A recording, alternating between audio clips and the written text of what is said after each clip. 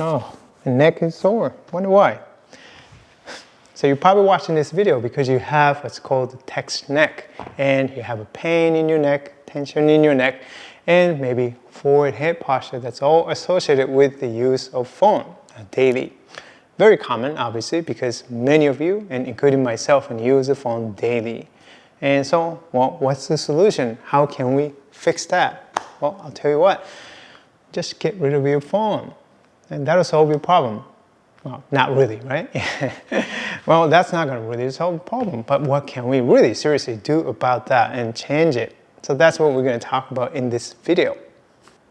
Now, I am sure that you have tried some postural exercises and stretching, such as stretching your pec muscles and doing some chin tuck exercise, doing some strengthening for your mid-back muscles, maybe lying down on the foam roller and trying to open up your chest and to counteract all the bad, the text neck posture. But really, how successful was that? It is important. I'm not really saying that you shouldn't be doing, they're not helpful, anything like that. They are helpful. However, you have to really think more, and because how much time do you really spend, and what are activities that you do throughout the day that are contributing to the text neck posture? And a lot of things. So the cell phone is just one example. And it is an important one because we spend so much time these days on the phone. So what can we do about that? It's not a matter of just stretching and strengthening the muscles. It doesn't really help you so much as you continue to use your phone and then continue to do the activities in the same way that are all feeding into the same posture. So doing those exercises only, just a couple of times a day is not going to really change it, because underlying, habitual patterns and habitual routines and daily activities are really not changing, right? So we can take a little bit closer look at how we use your body, and so that you can start to change it. Then you can really address your text neck posture. So if you're just using your phone, well, obviously you have to be cognizant of when you are using your phone, right? Or when you are watching or using a computer, doing a desk work and things like that. When you hold your phone down here, and obviously your eyes have to look downward, and then as a result, your head is going to have to look downward as well, right? So naturally, just holding the phone downward directions is going to cause the head and your eyes to look downward. Well, that's really the start, right? But by changing this, how you hold it here, then your eyes, your head have to follow where you're looking at. So it is very important that you hold it down here, then you are now really moving into these directions, and then you hold your phone upwards, then you're going to up this way. Then now the question is, well, this is very tiring. I can't just hold my arm this and hold my phone at the eye level the whole time. My arm, my shoulder, it's tiring. It's not very sustainable. Well, then what do we do about that? And this is where really understanding your body and then understanding how you can support yourself in functional activities, it becomes very important, because we don't really move very efficiently in general. So here, if you hold your arm here, right, and then you're going to slouch back, which is very common too. If you are sitting in a chair or sitting on the floor, it doesn't matter. But if you are, I'm sitting on the floor right at this moment.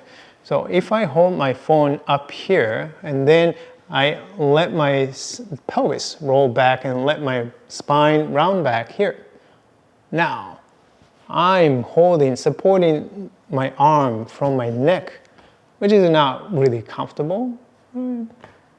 But by changing the relationship between your pelvis and your arm, and then that makes a big difference. So I hold my arm here and hold my cell phone right here. And then I start to gently move my pelvis forward a little bit so that I can bring myself here And then I can support my shoulder, my arm, a lot more easily with less effort.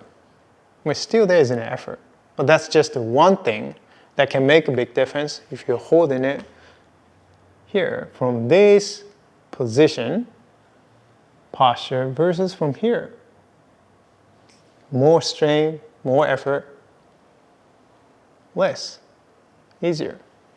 But even then, if you are using a phone in this position, well, that's really difficult. Then obviously, then you can use a stand, or you can sit and support your arms on the table or coffee table or something like that. That'll help you. But keep in mind, your eyes are always going to determine where the head is going to go. Not always, but naturally, when your eyes look downward, then the head is going to follow.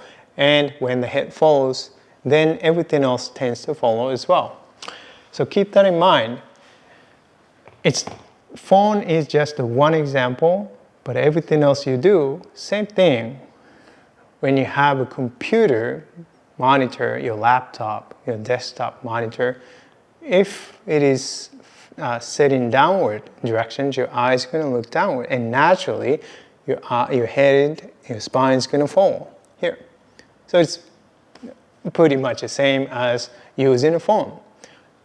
Then ergonomics becomes important. So keep that in mind. So how can you facilitate your head and eyes in the position where you can actually bring yourself upward, not downward, right? Upward here. Then you're actually doing more by changing the environment and the conditions and the setup of your workstation in a way that facilitates this more upright posture versus downward posture. Okay? So I do a lot of videos and I do have a improve your posture playlist, and where I show a lot of movement lessons and to help people and help you understand the relationship between the pelvis and the head, because when it comes to posture, it's not a matter of strengthening the muscles or strengthening your core muscles, but it is a more matter of really developing a sense of a better awareness and understanding how pelvis is going to influence your spine, which is going to influence your shoulders and the neck as well. So you can start to reorganize your posture. Then, well, you are really now addressing text neck posture. So if you haven't checked my posture playlist, and I think it is really, really beneficial for you to take a look at and what I have on the playlist. And you can watch in some of the videos and to understand, have a better understanding of how all the parts are connected and how you can actually change your posture for better. And so that you are, you're no longer dealing with the text neck posture. You can continue to do with your exercises and stretching, nothing wrong with that, but don't assume doing those exercises are going to fix magically your text neck posture, because it's not going to. So please keep that in mind. And so that's it for this video, and I hope this video was helpful for you. And if you like this video, please support my channel by subscribing and hitting the like button, and also hit the bell notification button so you get notified when a new video is published. And if you want to become the best expert in your body and how your body wants to move, and please check my free masterclass, and the link is in the description box below. If you got any questions, comments, and please let me know. I hope you enjoyed this video. I will see you in the next video. Bye-bye.